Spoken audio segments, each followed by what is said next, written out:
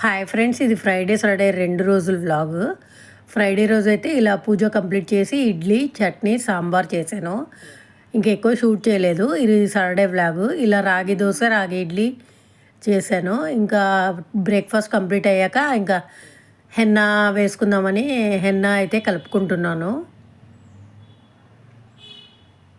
ఇది బంజారాస్ హెన్నానే.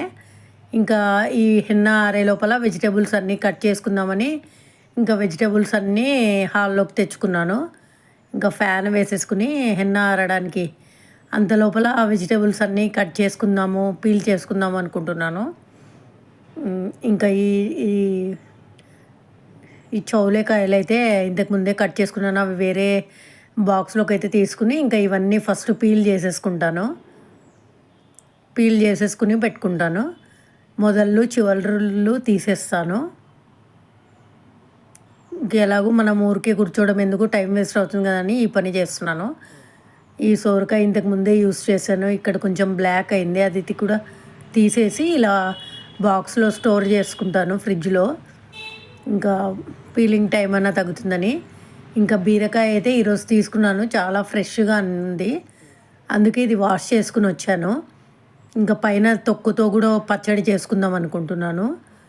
అందుకని ఇంకా ఇవి ఇలా పీల్ చేసేసి ఈ తొక్క కూడా దాంట్లోనే పెట్టేస్తున్నాను, అదే బాక్స్లో. ఇంకా బీన్స్ కూడా ఉన్నాయి. ఇంకా అవి దానికి ఉండే పీచు అంతా తీసేస్తాను. ఫస్ట్ పీచు అంతా తీసేసి ఇంకా చిన్నగా చాప్ చేసేసి పెట్టుకుంటాను.